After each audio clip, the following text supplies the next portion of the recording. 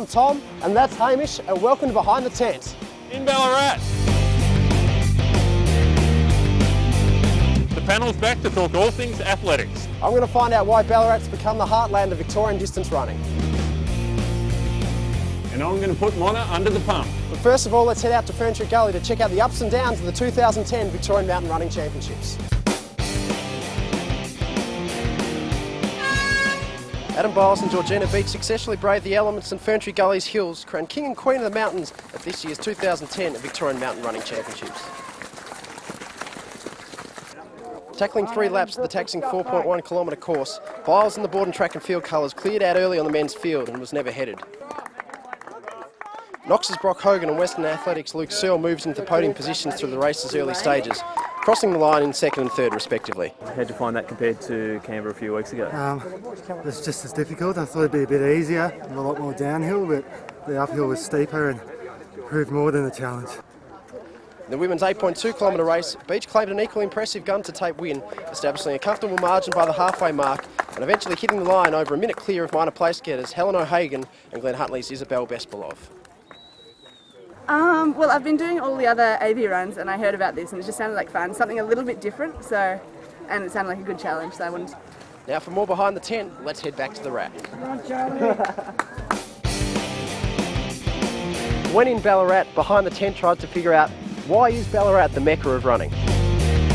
I believe that it's because we've got a really good club scene up here and each club has a race every week and then there's intra-club races, and I think it instills that team sort of aspect to it, and there's a bit of pride in running well for your club. So yeah, I think that's part of why we're so strong up here. As a group in Ballarat, we really merged together. Look, when we're out on the track racing each other, yeah, it's fair dinkum, but at training everybody gets on really well. There's a lot of encouragement on the track nights, on Thursday nights at Lamberis. You know, there's people hooring each other on. Probably Nathan Hardigan does too much of that, but that's Nate. But well, Rod's one of the biggest pests in Ballarat athletics, but he thinks he runs the show here, Rod, so we let him think that, but yeah, no, Rod, he goes all right actually. He's a great guy, he's got a great crew of runners. Now Mona's an icon of this place, and how important is it to have sort of an icon of the sport for the young kids to look up to? I think it's so important. It's something for them to aspire to and see that, you know, you can get to a high level, and you know, and then we've had Collis come through, and when Collis comes back he joins in on those runs, and it just creates something for the young ones to look up and see a pathway. I sort of learnt after I started and got to know Mona and heard about Collis, and he was actually at the club when I got there, so, and then he moved off overseas and started running internationally. So. Well, I think it's just a history here, and once you sort of start setting a precedent, people, they get on that, and it's the history makes people. I think there's good schools here, so I think the private school system where they're encouraged to do cross country. So, and you know, we've always seemed to be able to produce one or two. People may say it's because of the cold weather. You have to run fast in Ballarat to keep warm. Now, I'm not going to say that, but there are people who might suggest that is. This is the Riviera of Victoria up here. It's a beautiful. Look, you just got to harden up when you come to Ballarat. But no, look, the great thing about Ballarat is you've only got to go outside and you're into the bush and you're into hills, so the air's clean. I think that's a big thing, just crisp, clean air, and you've got availability of a track, and also then of places like here around the lake where you can do reps. This is the mecca of running in Ballarat. Like, this is where we all meet on a Tuesday night, and this is sort of where it's all built. It's Moneghetti track now, I think it's called. So we see his face every 500 metre post, which sort of annoys everyone. Where we've got lads from King Island and from Warrnambool coming to Ballarat and boarding because they want to train up here, and I think that says a lot about our strength up here. It's been a lot better than Warrnambool really, because being from a small country town, you don't have much competition really. And then once we came to Ballarat, it's been heaps better. There is a great vibe around the place, and I think that cooperation's brilliant. The Sunday morning runs got people from every club running together, and I think it's just added to the strength of the town. And we've got Collis, Mona, yourself, James. We're all going pretty well, so Ballarat, it's the place to be.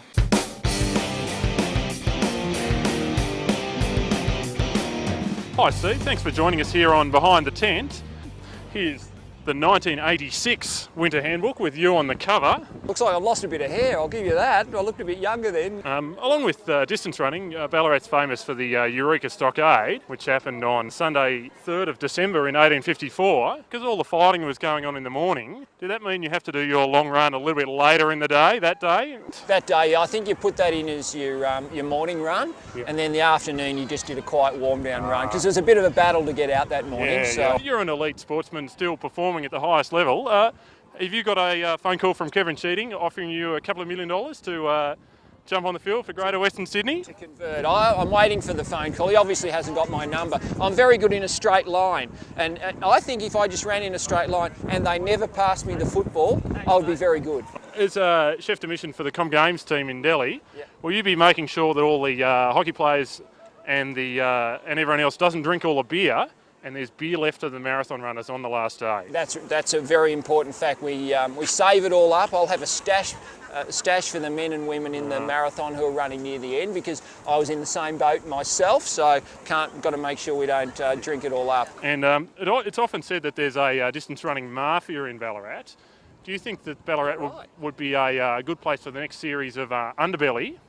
And would Gary Sweet be a good person to play you?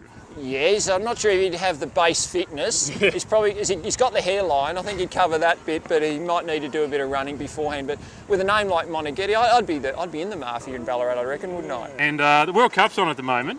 Do you think athletics would be more popular if there were vuvuzelas here all the time? I've got a bit used to them, might I say, but I think you'd need to get upwind of the vuvuzelas, because I reckon you wouldn't be able to hear the announcer, you wouldn't be able to hear the sound of your pounding feet on the pavement, because all that pain would disappear because of that annoying noise. Yes. It is very annoying.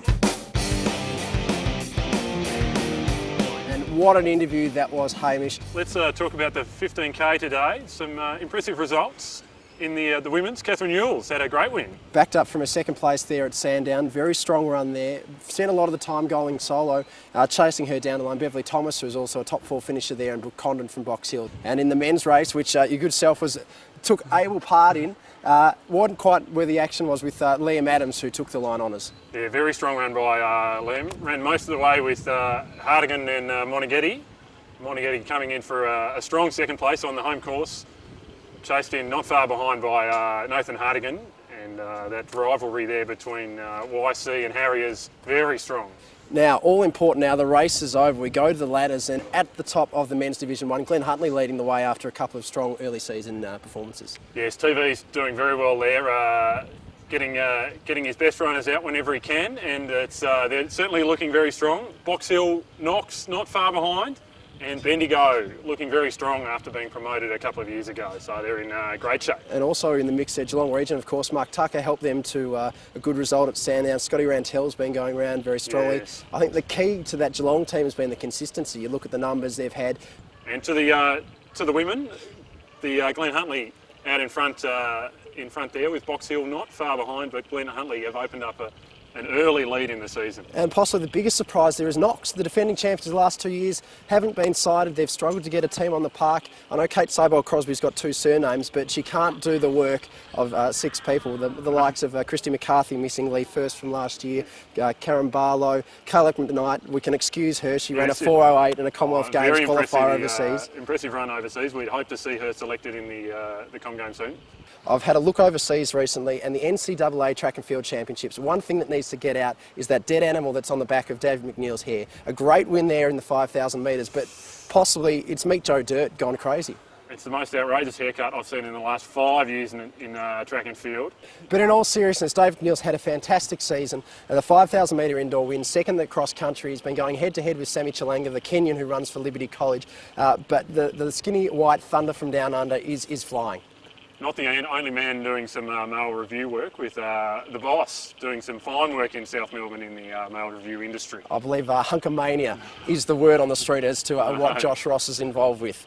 But also moving along, some strong performances overseas. As we mentioned, Kayla McKnight, Commonwealth Games A qualifier. Just shows you what a little bit of XCR racing can do for your confidence. Yeah, and Collis Birmingham, back to top form, just outside his PB for the 5K, looking very strong for the Com Games. Or should I say collisbirmingham.com. Have you seen his new website there? It's just a fantastic little thing to have a look at. Obviously, Hamish, next up on the XCR program, the Colburn Relays. We head to Bendigo, another regional venue, and another chance for you to renew hostilities with Ringwood's Tommy Forthorpe, who had the better of you there at Sandown, I recall. Yes, he did. I'll get you Forthorpe next time. Also at Colburn, we'll see Daniel Clark in his new box seal singlet, not the old one, which essentially doesn't exist, that he was getting around in last year. And we'll see the organised chaos of Colburn, whether the pubs of Bendigo will survive, all the Western A's athletes up there, and whether Chris O'Connor gets to run Division 1 again when Steve Kelly doesn't turn up. Well, all that and more at the Colburn Relays. So much to talk about on the next show, Behind the Tent. So exciting. You'll have to tune in and see more of it. So until then, see you later. Bye for now.